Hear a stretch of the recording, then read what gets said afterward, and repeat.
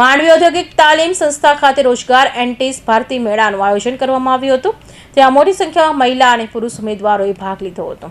Mandvi ITI ખાતે યોજાયેલા રોજગાર ભરતી મેળામાં સુરત જિલ્લાની 5 અલગ અલગ ઔદ્યોગિક એકમોએ રોજગાર અપ્રેન્ટિસ ભરતી પ્રક્રિયામાં ભાગ લીધો હતો અને હાજર રહેલા ઉમેદવારોનું રજીસ્ટ્રેશન કરી ઇન્ટરવ્યુની પ્રક્રિયા બાદ રોજગારી માટે તક પૂરી પાડી હતી। 5 જેટલા ઔદ્યોગિક એકમો દ્વારા 615 જેટલી જગ્યાઓ માટે ભરતી પ્રક્રિયા યોજવામાં આવી હતી, જેમાં 80 જેટલા ઉમેદવારો રોજગાર માટે પ્રાથમિક પસંદગી પામ્યા હતા। માંડવી ઔદ્યોગિક તાલીમ સંસ્થાના આચાર્ય BS Gamit, assistant apprentice adviser JC Chaudhary અને SB ચૌધરી અને સમગ્ર સ્ટાફે સંચાલન કર્યું હતું। નમસ્તે, હું BS ગામિત, આચાર્ય ITI માંડવી।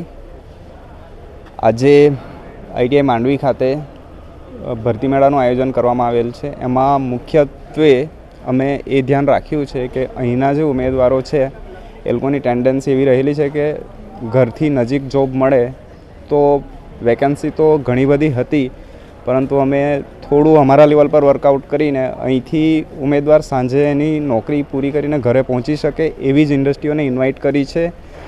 અને એ પણ અમારો એક ITI સંસ્થાનો જે એમ અમે ડિસાઇડ કર્યો છે કે 100% છોકરાઓને નોકરીએ લગાડીશું। એમાં ગઈ વખતથી આ હેતુ સાથે આગળ ચાલીએ છીએ। તેમાં આ વખતે પરીક્ષા પહેલાં પણ કેમ્પસ ઇન્ટરવ્યૂ રાખવામાં આવ્યા હતા। એમાં L&Tમાં 45 છોકરાઓ સિલેક્ટ થયા છે અને એક ગાંધીનગરનું international automobile centre of excellence છે એમાં 32 છોકરાઓને અમે ફર્ધર ટ્રેનિંગ સ્કિલ એન્હાન્સમેન્ટ માટે ડેપ્યુટ કર્યા છે।